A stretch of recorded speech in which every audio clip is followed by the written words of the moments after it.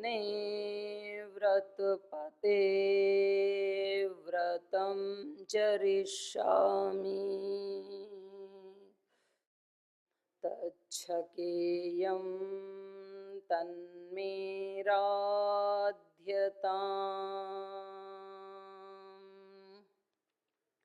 इदमहमनृतात् सत्यमुपैमि ॐ सहनाववतु सहनौ भुनक्तु सह वीर्यं करवावहै तेजस्विनावधीतमस्तु मा विद्विषावहै। ॐ शान्ति शान्ति शान्तिः। ओम। परम पूज्य गुरुदेव और श्रद्धेय आचार्य श्री की पावन सूक्ष्म उपस्थिति को प्रणाम करते हुए मेरे बाईं तरफ हमारे पूज्य स्वामी परमार्थ देव जी, जो बहुत ही एक विद्वान और धर्मात्मा सन्यासी हैं, और आपका हम सब का सौभाग्य है कि उनका नेतृत्व हमें मिल रहा है।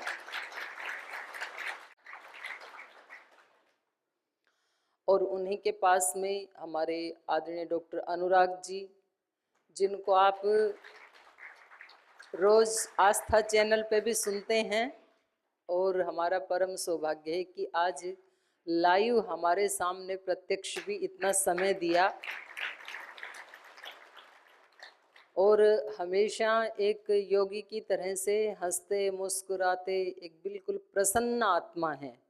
तो ऐसी जो आत्माएं होती हैं उनके ज़्यादा उपदेश देने की भी जरूरत नहीं होती है, उनकी सन्निधि मात्र से ही हमें भी प्रसन्नता मिलती है। क्योंकि जो जैसा होता है उसके अस्तित्व से वैसी ही तरंगें निकलती हैं और वो दूसरे को प्रभावित करती हैं। तो यहाँ हम इतने पावन इस स्थान पे बैठे हुए हैं जहाँ श्रद्धेय गुरुदेव जैसे युग पुरुष जो आज वर्तमान में इस धरती के ऊपर भगवान के एक वरदान के रूप में अवतरित हुए हैं। श्रद्धेय आचार्य श्री जो साक्षात चरक सुश्रुत धन्वंतरी जैसे ऋषियों का एक जो सामूहिक रूप है, अवतरण है, उसके रूप में इस धरती पे हमारे बीच में विचरण कर रहे हैं। और हमारे ऐसे धर्मात्मा विद्वान सन्यासी पूज्य स्वामी आदित्य देव जी और हमारे रित देव जी, पूज्य स्वामी परमार्थ देव जी, और हमारे कितने भी साधु संत उनके सानिध्य में आप रोज रह रहे हैं, तो ये बहुत बड़े पुण्यों का फल है, ये बहुत बड़ा सौभाग्य है हमारा। हमारे पूज्य स्वामी नरेंद्र देव जी जो अहरनिश छत्तीसगढ़ में सेवा करते रहते हैं, तो एक बार इनका भी जोरदार अभिनंदन है।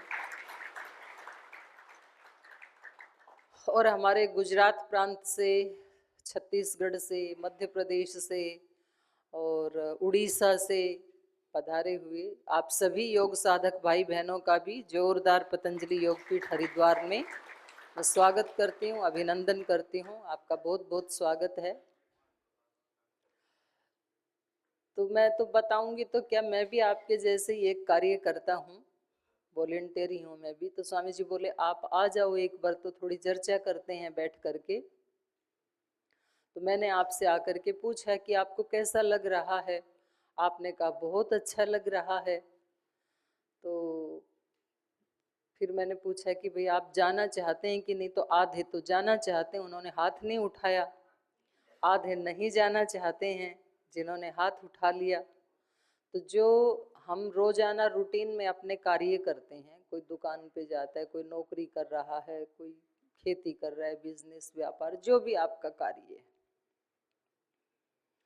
उसको हमें आगे जाकर के अभी करना है या नहीं करना है? करना है। यहाँ रहेंगे वो तो नहीं कर पाएंगे, तो ऐसे भी हो सकता है कि नहीं करना है या करना ही पड़ेगा। तो फिर तो उसी रूप में ही करेंगे कि कुछ चेंज हो सकता है उसमें? चेंज करने के लिए ही तो आए हैं, जोरदार ताली बजाओ। आए इसीलिए हैं, जैसे कर रहे थे वैसे यदि हमें स्वीकार होता तो फिर यहाँ क्यों आते? बिल्कुल राइट आंसर है आपका। तो देखो, सुबह से शाम तक जो भी हमारा कर्तव्य कर्म है वो तो हमें करना ही है जा करके। ऐसे 5 दिन की तरह ये जो स्वर्ग वाला जो रहन सहन है ये सदा तो नहीं मिल सकता भाई पतंजलि योगपीठ में, क्योंकि दूसरे आएंगे, आपको भेजना पड़ेगा। फिर जाकर के वही नौकरी, फिर वही व्यापार, फिर वही बीवी, फिर वही बच्चे, फिर वही चिंता। तो काम तो करना पड़ेगा, लेकिन उसको चेंज किया जा सकता है। देखो, सामान्य रूप से बिना सोचे समझे जब हम कोई शरीर से, वाणी से, मन से कोई एक्टिविटी करते हैं उसको बोलते हैं कर्म, सामान्य कर्म। मान लो आप 4-5 चक्कर लगाते रहे 1 घंटा, वानप्रस्थ से यहाँ आए, फिर यहाँ से फिर वानप्रस्थ गए, फिर वानप्रस्थ से यहाँ आए, एक बार डायरी भूल के आ गए, एक बार पेन भूल आए, एक बार अपना झोला भूल आए, 3-4 चक्कर लगाने पड़े। और फिर आपसे कोई पूछे कि आधे घंटे में आपने क्या काम किया, तो आप क्या कहोगे? कुछ नहीं, क्योंकि उसको, क्रिया को आप कुछ मानते ही नहीं, वो सामान्य कर्म हो गया, चलने वाली क्रिया को। लेकिन यही चलना जिस दिन आपने पैदल चलना सीखा था 1 साल की उम्र में, उस दिन ये चलना दुनिया का सबसे टफ काम लगता था। एक कदम आगे बढ़ाते हुए लड़खड़ाते थे, कभी गिर जाते थे, फिर उठते थे। छोटे बच्चे को याद करो, तो हम सब ऐसे तो छोटे बच्चे थे, हम भी तो उसको लगता है कि भाई दुनिया का सबसे टफ काम है खड़े होकर के दोनों पैरों से चलना बिना सहारे के। और फिर जैसे ही चलना आया एक बार हमें, और फिर तो दौड़ना भी आ गया, और अब तो ऐसे लगता है कि कुछ किया ही नहीं, जैसे उस क्रिया पे हमारा ध्यान ही नहीं जाता है। तो इसको कहते हैं सामान्य कर्म। फिर किसी उद्देश्य को लेकर के यदि चलते हैं, जैसे दौड़ते हैं, मान लो मुझे रेस करनी है, उसमें फर्स्ट आना है, तो उसको कह देते हैं सकाम कर्म। या फिर आपको वहाँ से बुलाया जाए कि चलो जल्दी से महाराज जी आने वाले हैं, और आप वहाँ से सोच के आते हैं मुझे महाराज जी का प्रवचन सुनना है, तो फिर यही कर्म, यही एक्टिविटी हो जाएगी सकाम कर्म। तीसरा होता है वही एक्टिविटी जब हम किसी दूसरे के हित के लिए करते हैं, दूसरे की खुशी के लिए करते हैं।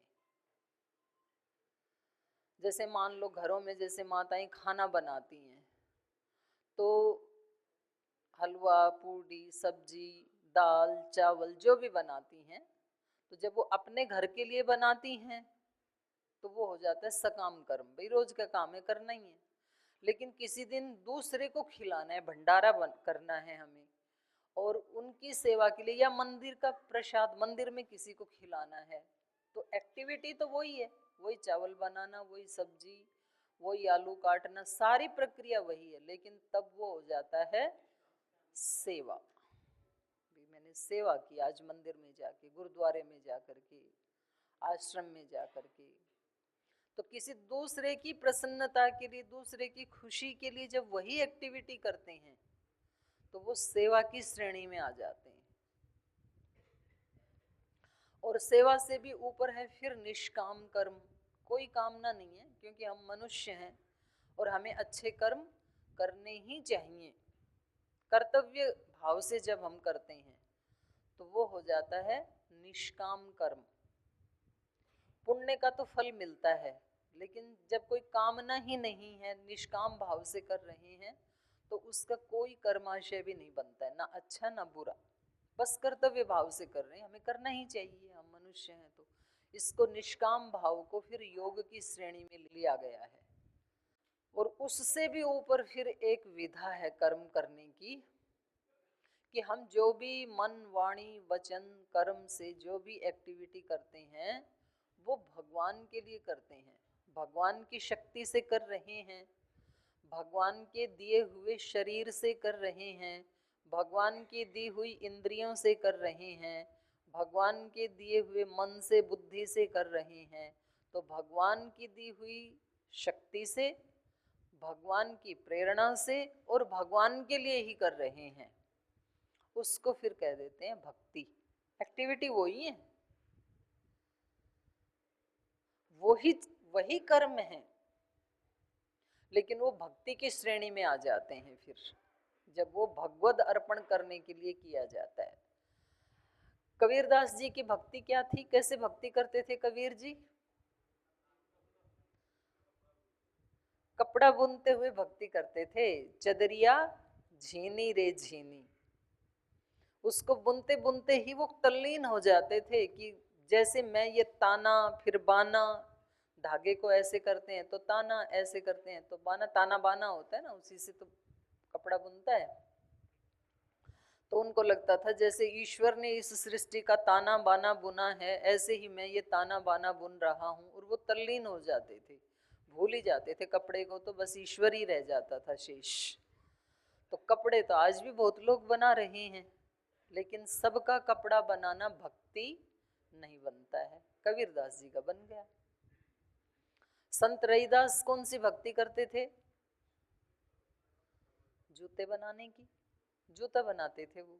लेकिन उनको लगता था कि ये जूते मैं अपने भगवान के लिए बना रहा हूँ। उनके बनाए हुए जूते कोई पहनता था तो वो कहते थे राम आपके पैर में ये नहीं, ये वाला जूता आएगा। वो राम ही बोलते थे दूसरे को। तो जूते आज भी बहुत लोग बना रहे हैं, लेकिन सबके जूते बनाने के प्रयोजन अलग अलग हैं। कोई तो ज़्यादा पैसे कमाना चाहता है, कोई तो दूसरे को उल्लू बनाना चाहता है कि हमने ऐसा थोड़ा सा मटेरियल लगाया जो 2-4 दिन में 10 दिन में टूट जाएगा और 500 रुपये ले लिए उसके। तो धोखाधड़ी भी उसका उद्देश्य हो सकता है। बनाना ही पड़ेगा और कोई काम ही नहीं है, वो भी उसका उद्देश्य हो सकता है। लेकिन रैदास का उद्देश्य क्या था? भगवान को अर्पित करना है। तो उनका वही काम भक्ति बन गया। शबरी माता कौन सी भक्ति करती थी? झाड़ू लगाती थी। सांसारिक दृष्टि से वो जिस कुल में पैदा हुई तो उसको बेचारी को मंदिर आदि में जाने की, भक्ति करने की अनुमति नहीं थी। तो जिस रास्ते से हम देख के आए अभी, वो उनका स्थान कर्नाटक में किष्किंधा जिले में, मातंग ऋषि उनके गुरुजी थे जो ऊपर पर्वत पे रहते थे। तो गुरुजी के नाम से उस पर्वत का नाम ही मातंग पर्वत पड़ गया। और बहुत सारे ऋषि वहाँ रहते थे तुंगभद्रा नदी के किनारे। और जब वो वहाँ से चल करके पंपा सरोवर में स्नान करने के लिए आते थे तो कुछ जंगल का एरिया लगता है, आज भी है, वो कोई जाके देख सकता है। तो वहाँ कांटे या कोई पत्थर आदि होते थे, उनको वो साफ कर देती थी। और भावना क्या होती थी कि ये जो ऋषि हैं, संत हैं, योगी हैं, ये भगवत स्वरूप ही हैं। तो ये आ रहे हैं तो समझो कि भगवान ही आ रहे हैं। और जब भगवान इस रास्ते से जा रहे हैं तो उनके पैर में कोई कष्ट नहीं होना चाहिए, उनके पाँव में कोई कांटा नहीं चुभना चाहिए। इस भावना से वो कार्य करती थी। तो उनका झाड़ू लगाना ही क्या बन गया? भक्ति।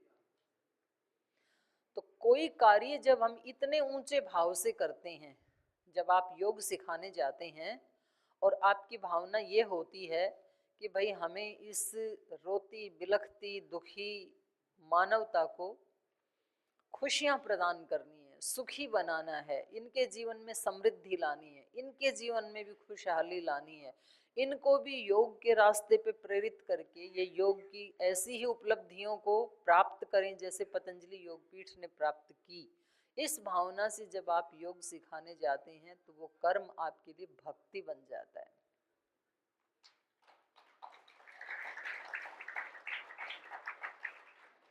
तो ये चेंज हम कर सकते हैं।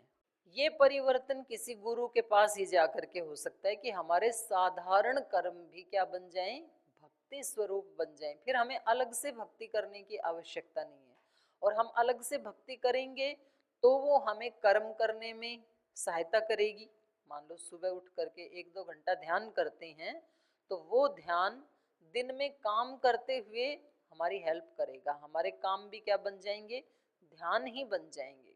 और हमारे पूर्वज तो ऐसे बोलते ही थे हमें। भाई हम खाना भी खाते थे तो माता पिता गुरुजन क्या कहते थे, ध्यान से खाना।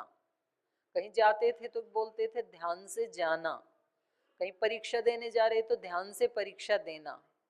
तो हर काम के लिए क्या बोलते थे, ध्यान से करना। तो ये भक्ति, ये ध्यान, ये हमारे कर्मों में भी अवतरित हो सकता है। हमारे कर्म भी भक्ति बन सकते हैं। और ये हमारे ऋषियों ने, हमारे पूर्वजों ने अपने जीवन में जिया। तो ये बिल्कुल संभव है। और ये गीता में भी पूछा, अर्जुन ने पूछा कृष्ण से, समाधिस्थस्य का भाषा। हे कृष्ण, हे गुरुदेव, मेरे को ये बताओ कि ये स्थित प्रज्ञ, ये समाधिस्थ व्यक्ति कौन होता है। स्थित प्रज्ञस्य का भाषा, उसकी भाषा कैसी होती है, कैसे बैठता है वो, कैसे चलता है, कैसे उठता है। तो इसका मतलब है स्थित प्रज्ञ होके भी व्यक्ति काम कर सकता है, समाधिस्थ होके भी व्यक्ति क्रिया कर सकता है। तो ये हमने शास्त्रों में भी पढ़ा, ये हमने इतिहास में भी पढ़ा, और ये हमने अपने परम पूज्य गुरुदेव के जीवन में लाइव भी देखा। परम पूज्य गुरुदेव सुबह से शाम तक जो भी कर्म करते हैं इतने तल्लीन हो जाते हैं, जैसे कोई समाधिस्थ व्यक्ति सब कुछ भूल के समाधि में खो जाता है। जब वो योग कराते हैं तो योग ही उनके लिए समाधि हो जाती है। जब वो योग साधकों से मिलते हैं तो वो मिलना उनका समाधि जैसा ही होता है, उतनी ही प्रसन्नता देने वाला, खुद को भी और दूसरे को भी। आपसे भी कब कल मिले तो आपको कैसा लग रहा था, परम प्रसन्नता। एक क्षण के लिए जब आप पूज्य गुरुदेव के पास आए होंगे चरण स्पर्श करने के लिए, तो आपको लगा होगा कि जैसे कोई दिव्य ऊर्जा के बड़े समुद्र के पास हम आ गए हैं। अगर आप थोड़े भी ग्रहणशील हैं तो थोड़ी भी हमारी ग्रहणशीलता होती है तो हमें उसकी अनुभूति होती है। लेकिन कभी कभी तो, अब क्योंकि मैं तो आज लेट आई, अगर तो मैं परसों आती तो मैं आपको जरूर बताती कि वो एक क्षण जो आप गुरु जी के पास आओगे वो मिस मत करना, क्योंकि कुछ लोग उसको भी मिस कर देते हैं।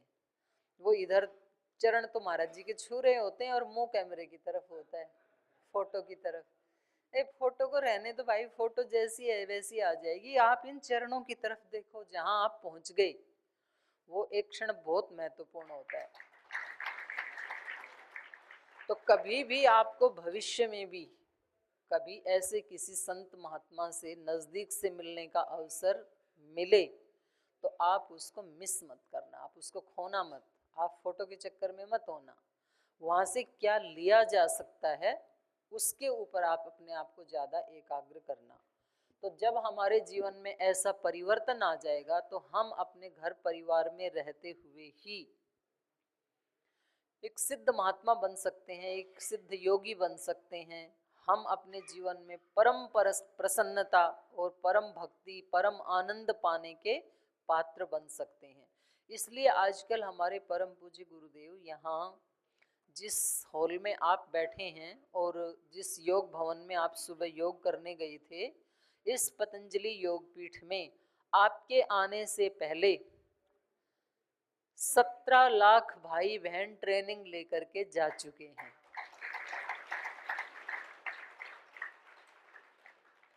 तो एक करोड़ों भाई बहन जिसमें जुड़े हुए हैं, ऐसे एक बहुत बड़े परिवार के आप एक हिस्सा हैं, आप भी एक सदस्य हैं। तो आपको अपने ऊपर गर्व होना चाहिए। जब किसी का संबंध किसी बहुत ऊंचे व्यक्ति के साथ जुड़ जाता है ना, तो वो मन में बहुत खुश होता है कि आज मेरा संबंध उसके साथ जुड़ गया। जैसे आपके घर में आप अपने बेटा बेटी की शादी करते हैं और किसी बहुत ऊंचे व्यक्ति के घर में आपका संबंध जुड़ जाए तो कितनी प्रसन्नता होती है। मेरी बेटी का रिश्ता इतने ऊंचे घर में हो गया, मेरे बेटे का रिश्ता इतने बड़े परिवार में हो गया। तो आपका खुद का रिश्ता एक वर्तमान के एक युग पुरुष के साथ जुड़ गया, ये बहुत परम प्रसन्नता की बात है। और ऐसे ही लोग परिवर्तन करते हैं। वो पहले अपने जीवन में परिवर्तन करते हैं, उनका खुद का अपना जीवन, और फिर वो करोड़ों लोगों के जीवन में परिवर्तन करते हैं और फिर वो पूरे युग की धारा को ही परिवर्तित कर देते हैं। परिवर्तन तो बहुत हुआ है। आजकल तो आप कोई सीरियल देखो, कोई फिल्म देखो, आप कोई नाटक देखो, कहीं ना कहीं उसमें योग की चर्चा आ ही जाती है। तो ये कलयुग नहीं, आने वाले समय में भी और अब भी इसको योग युग कहा जाता है। यह है युग परिवर्तन।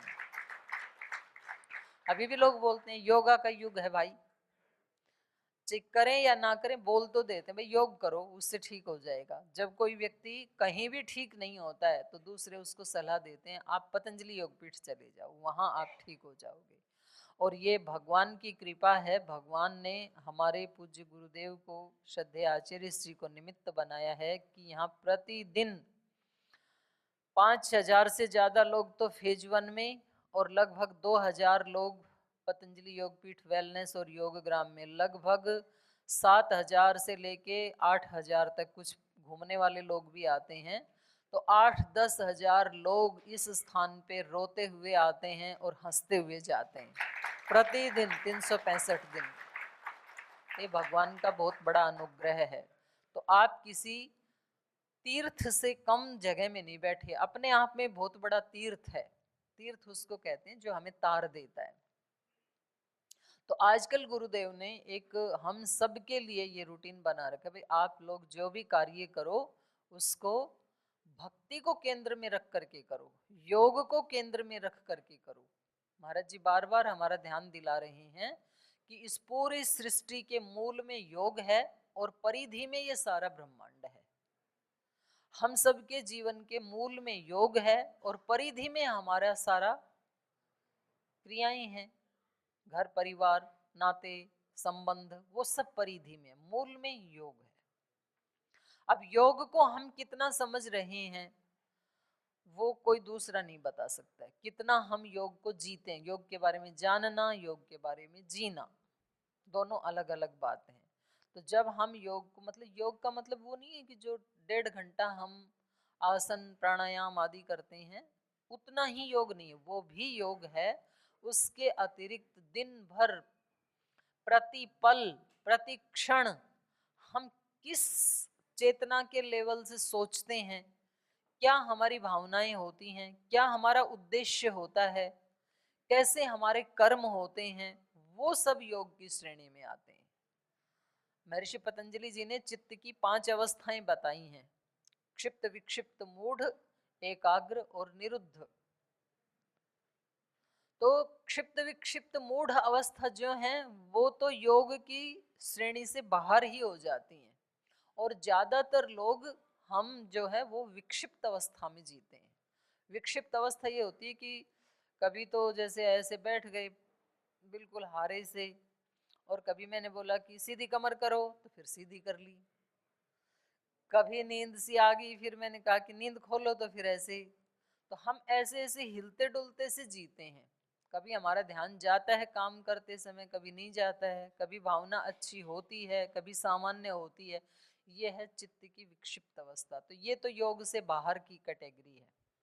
योग शुरू होता है एकाग्र अवस्था से।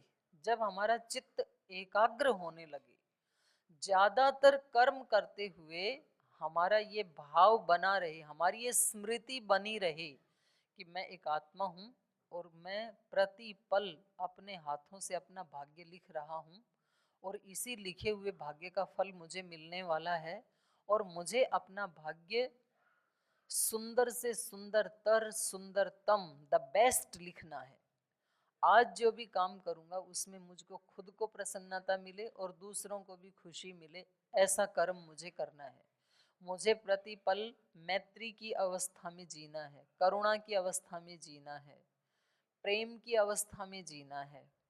ऐसा जब ध्यान रहे हमारा और हम वैसा कर पाएं जैसे कि परम पूज्य गुरुदेव कर पाते हैं, ये मैं जो बोल रही हूँ महाराज जी बिल्कुल ऐसे ही जीते हैं हर कर्म को करते हुए। तो यहाँ से शुरू हो जाता है योग, एकाग्र अवस्था से। तो ये हमारे केंद्र में है, हम सब मनुष्यों के योग केंद्र में है। यही हमारा स्वरूप है आत्मा का, आत्मा को वही अच्छा लगता है। आपने कभी देखा कि कोई भी व्यक्ति, चाहे वो बच्चा है, युवा है, प्रौढ़ अवस्था वाला है, रोजाना अपना चेहरा शीशे में देखता है? सब देखते ही हैं, नहाने धोने के बाद तो कम से कम देख ही लेते हैं एक बार।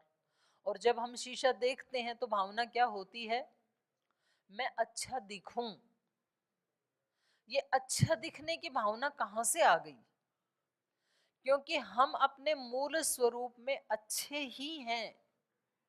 तो ये मूल डिमांड है आत्मा की कि जो मेरा निज स्वरूप है। ये एक अलग बात है कि हम उसको तो जानते नहीं है, आत्म स्वरूप को तो, और हम अपने फिजिकल बॉडी को ही अच्छा दिखने के लिए फिर कोई ना कोई उपाय करते हैं, जो भी करते हैं। लेकिन गहराई में जाकर के ये मूल भावना, ये मूल डिमांड ये आत्मा की है। क्योंकि आत्मा का अपना स्वरूप क्या है? सत्यम शिवम सुंदरम। सत्य स्वरूप है वो, शिव स्वरूप है, खुद का और दूसरों का कल्याण ही करने वाला है, और सुंदर है। उसमें कहीं भी असुंदरता नहीं है, कहीं कोई दाग धब्बा नहीं है, कहीं कोई पाप नहीं है। तो ये हमारा मूल स्वरूप है, उसमें रह करके भी हम कार्य कर सकते हैं, और वही हमें करना है।